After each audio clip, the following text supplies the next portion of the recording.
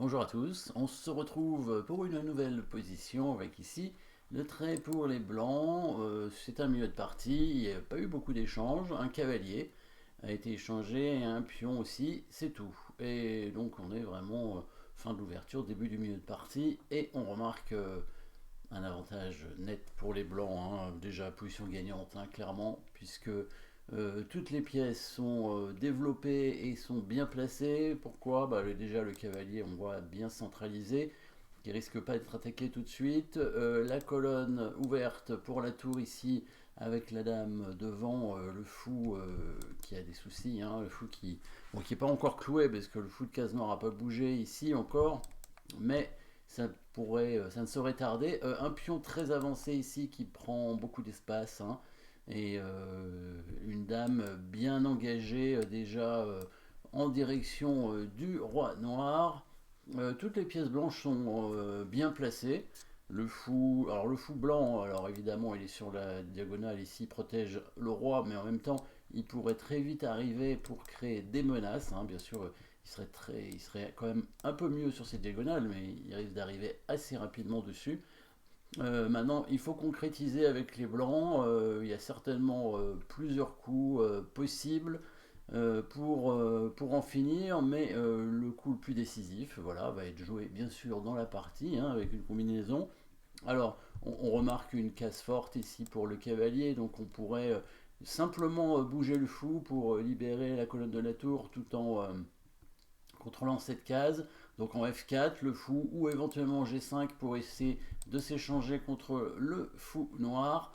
Mais les blancs vont tout de suite faire une combinaison immédiate qui va être décisive, avec des coups forcés bien entendu, deux échecs, trois échecs dans cette position, puisqu'il y a la dame qui peut se sacrifier à deux endroits, mais bon, ça ce serait un petit peu trop optimiste, hein. Les blancs n'ont quand même pas d'avantage matériel ici, ils ont simplement un avantage de position, avec des pièces mieux placées et un roi noir qui est en danger, bien entendu. Par contre, le cavalier pourrait donner échec pour justement libérer le passage du fou ici en E4, hein, pour créer des menaces.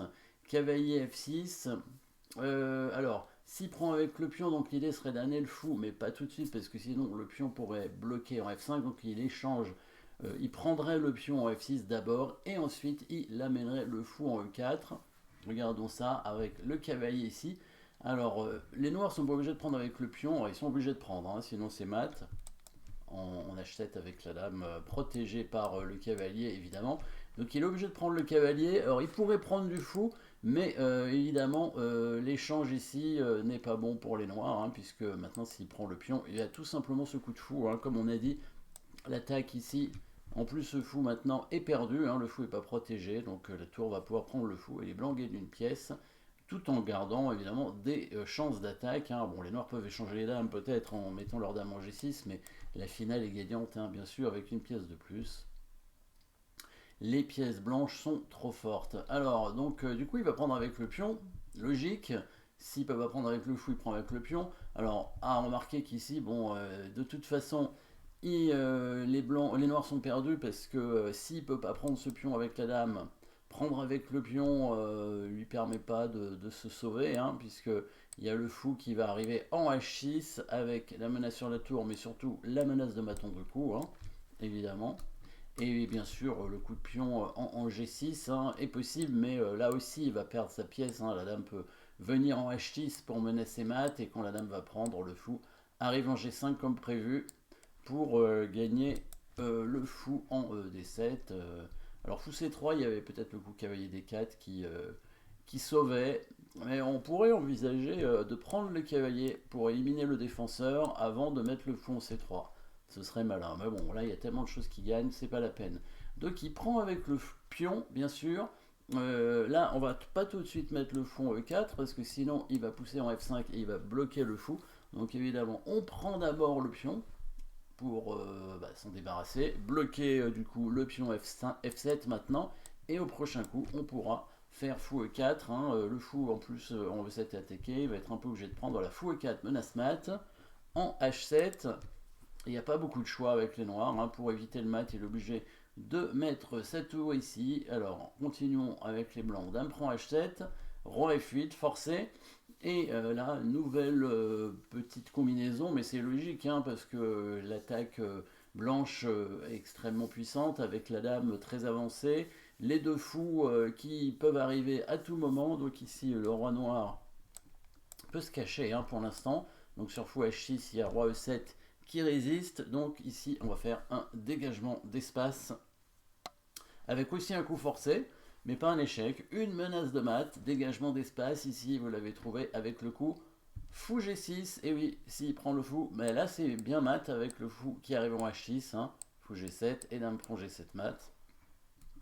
Parce que la rangée de la dame a été ouverte et donc le roi ne peut plus venir en E7. Donc menace de mat ici que les noirs ne peuvent pas parer facilement, parce que pour protéger le pion ici, alors s'ils mettent le cavalier en E5, et ben, les blancs vont le prendre tout simplement. Élimination de la défense bien sûr. Et si la dame se met en E7, et ben, c'est un blocage. Le roi maintenant ne peut plus sortir, donc on va simplement faire échec ici. Et voilà, le roi est bloqué. Donc bah là c'est mat, hein. Dame prend fou, mat. Évidemment. Donc qu'est-ce qu'il va trouver pour défendre son pion? Alors pareil sur tour E7, hein, évidemment ça bloquerait aussi le roi, hein, on ferait fou H6, et si le roi vient en 8, et ben, ce serait mat avec dame G8, donc il n'y a pas moyen de défendre le pion, donc il est obligé de mettre son fou tout de suite ici, pour bloquer la dame, et là on va remenacer mat, bien entendu, avec le fou qui arrive en H6, il peut pas prendre le fou, sinon c'est mat en F7, donc le seul coup qui lui reste... Bon, il pourrait éventuellement s'enfuir avec le roi, mais je sais pas s'il va s'enfuir très longtemps. Hein. Il y a la dame qui va prendre le fou. On remenace mat ici. Et ici, il met sa tour en F8 pour parer. Ben, il va simplement perdre sa dame. Voilà, on va faire fou G5. Et on va prendre la dame au prochain coup. Alors, le pion est cloué, il ne peut pas avancer. Donc, bon, il n'y a pas grand chose à faire ici. Qu'est-ce qu'il a fait? Il a mis sa dame en F6 pour défendre le fou. Mais son deuxième fou n'est plus protégé. Voilà, tour prend fou avec des menaces de mat ou de gain de la dame. En tout cas, les blancs qui ont déjà récupéré leurs pièces, hein, ici, puisque non, ils n'ont plus de matériel en moins. Ils ont même un pion d'avance, hein, dans cette position. Si les noirs prennent le fou en G6, bah, ils sont matons un coup avec dame H8. Hein, c'est la menace menaçante, évidemment. Donc ça c'est la menace, hein. Dame H8, pour parer la menace, il n'y a pas énormément de coups, il a trouvé le seul coup. Cavalier en E7 pour pouvoir couvrir l'échec, il est allé jusqu'au bout, hein, de la partie. Dame H8, cavalier G8, et là les blancs ont fini de la façon la plus rapide, hein, en matant en deux coups. Matant deux coups dans cette position, alors on n'est pas obligé de mater en deux coups pour gagner, hein, évidemment. Un tour prend F7 est largement suffisant pour gagner. Fou H7, c'est pas mal.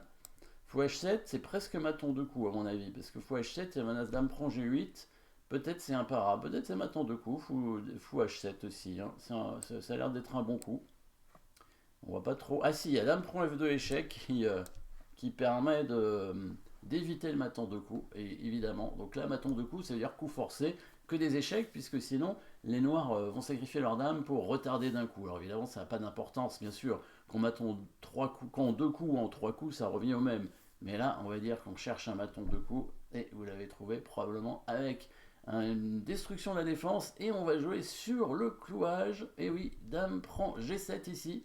Voilà, dame prend G7, joli. Et sur dame prend G7, le clouage de la dame permet ce mat avec la tour, une sorte de mat des épaulettes avec la tour, hein, puisqu'il y a les deux pièces noires, hein, qui bloquent le roi, donc c'est ça le mat des épaulettes en général. Et bah, la dame est clouée. Voilà, donc jolie petite combinaison finale. Alors bien sûr, hein, la position au départ, hein, était nettement avantageuse pour les blancs. Il y avait plusieurs façons de jouer, mais la combinaison gagnante, évidemment, est décisive et beaucoup plus rapide pour gagner. Attention, hein, plus on joue de coups et plus on a de risque de faire des erreurs. Ici, bon, en 9 coups, c'était fini. Voilà, merci d'avoir suivi cette position. N'oubliez pas de vous abonner et à très bientôt.